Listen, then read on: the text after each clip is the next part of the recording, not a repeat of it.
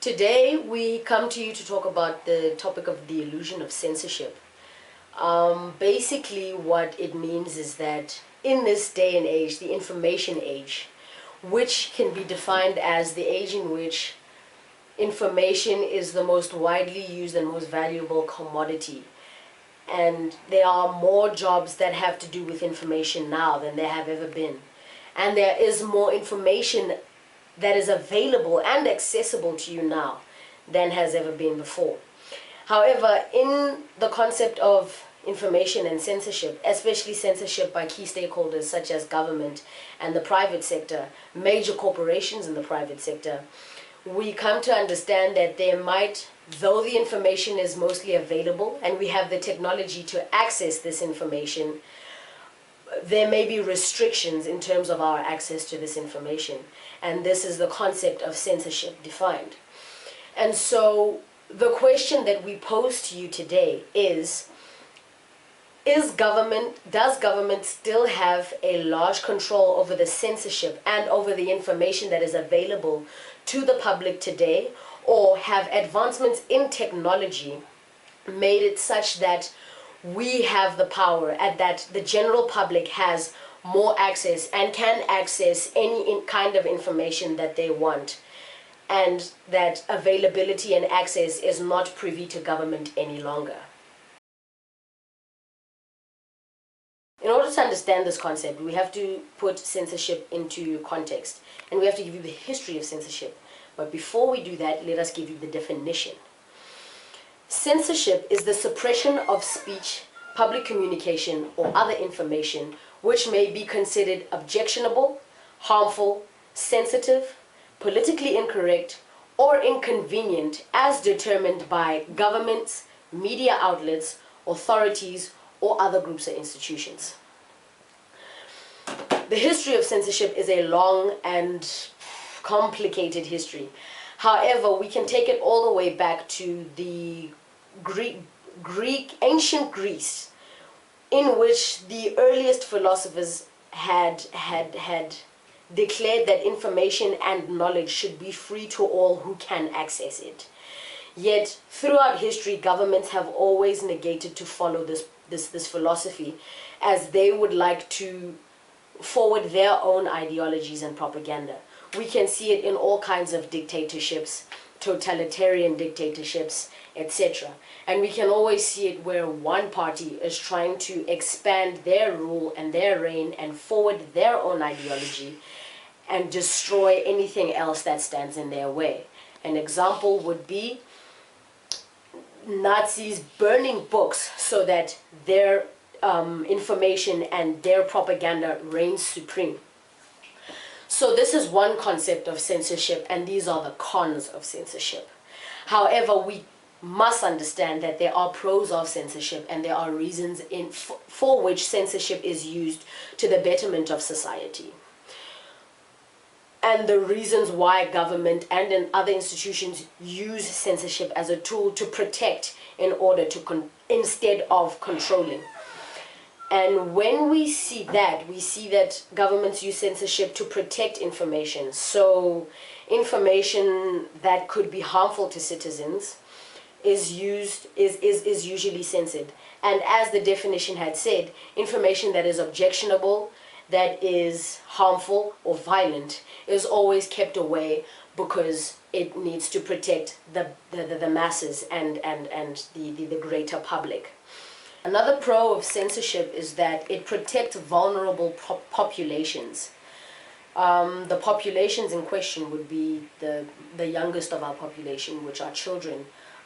Censorship would protect them from any violent or questionable material that they would be watching on television, or would have access to material that basically they aren't mature enough or ready to be exposed to. Another one would be protection of individuals.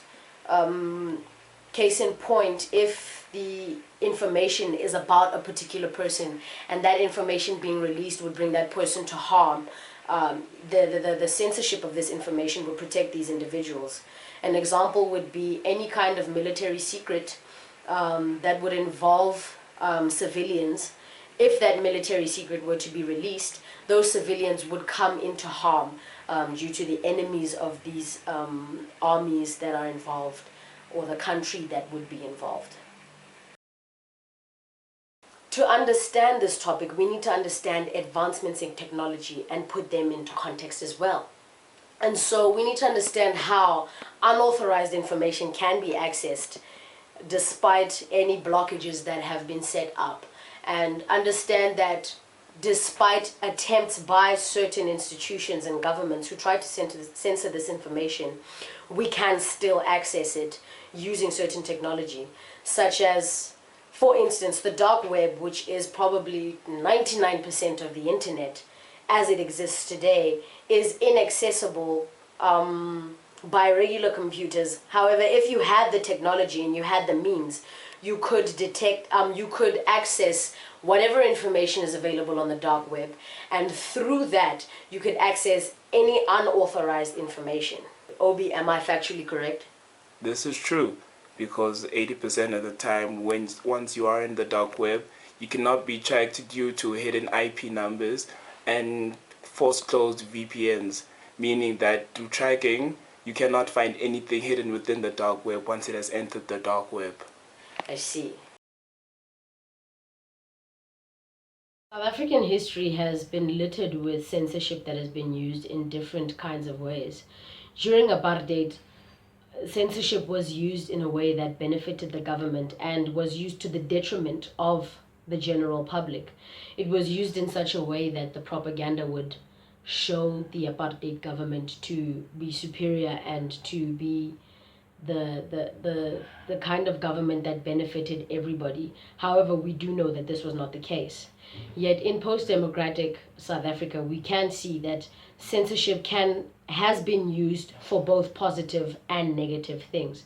And we see that post-democratic South Africa comes with the advancement of technology and the advancement of and the growth in access to technology and information. However, is the information accessible to all? And if it is accessible to all, does government still have control over this information? This is the question that we pose to you today. And we look at it not only in a South African context, but in a worldwide context. Because having access to the internet and being connected simultaneously to any kind of document around the world ensures that you not only just follow the laws of South Africa when you are talking about accessing information, but you have to look at it as a worldwide context. And so when we look at it, we look at the ethical implications of censorship, the ethical implications of the laws that have been put in place for censorship. A case study that can be used to explain the illusion of censorship would be the latest leak of documents, which is the Panama Papers leak. The Panama Papers leak is the biggest leak of documents in history. We don't know how this was leaked or who it was leaked by, but we do know that there are 11.5 million documents leaked from a securities firm called Mossack Fonseca in Panama. And the subject of the documents is basically any kind of tax evasion that was done by powerful entities in the world, and that and now this information about their finances and about the ways in which they have evaded taxes has been leaked. To put this into context, it's about 2.4 terabytes of information. There have been 12 heads of state that have been implicated. There are about 14,000 clients that Mossack Fonseca handled. And the information spans over 40 years, from 1976 to 2016. The implication of the leak is to show that the technology that we have today makes any kind of information accessible anywhere in the world, no matter who has made it inaccessible and no matter who has made it unauthorized information. So we see that in the context of the Panama Papers, government was using, not just government, but this private entity, Mossack Fonseca, along with other governments, heads of state, and private entities, were using these private securities to evade taxes and to make shell companies to evade taxes in countries that don't necessarily follow tax laws that are as strict as other countries. And so we see that the use of censorship in this context is to the benefit of government and to the detriment of the people. And so we see that with the Panama Papers, well, but there are concepts of censorship that come in with the reporting of the Panama Papers. First of all, this is one instance in which the actual leak and the actual documents are the story, and not the leak itself or who did the leak. We still do not know who leaked these papers.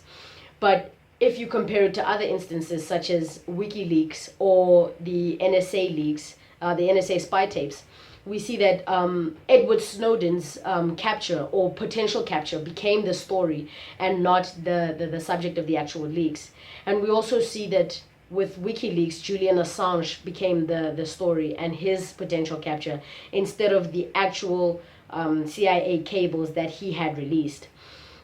So here we see that the media is at sort of a juxtaposition in terms of how they are going to report this news and benefit from this reporting, because we see that even though there are many countries and many heads of state that are implicated in these tax evasions, one entity has been villainized almost, and that entity would be the Russian President Vladimir Putin. Now, though he has not been named specifically in the Panama Papers, the way in which the media, Western media, has reported it has been they villainized him because they keep finding attachments to him. And so the Western media is at a challenge because they need to report, somehow they have the mandate to report Vladimir Putin and put him in a bad light, or they have to be ethically and justly unbiased, as journalists should be.